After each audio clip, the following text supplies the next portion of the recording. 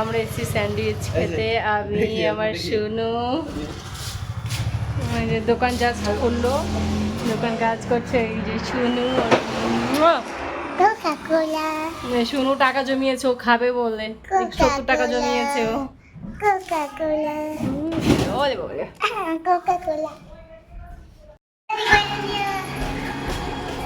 ওর আবার কালকে পরীক্ষা আছে, গিয়ে বই পড়তে হবে।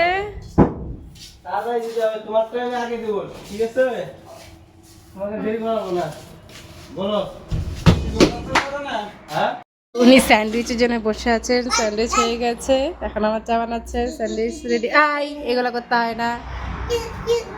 এই যে স্যান্ডউইচে কাটিং চলছে। ওই যে ও এখন জল খাবে, জল দিচ্ছে।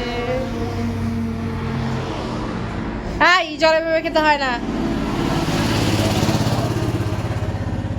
ও বেসিক্যালি ওই গ্লাসগুলো তো জল খেতে ভালো লাগে, ওই জন্যই খায়।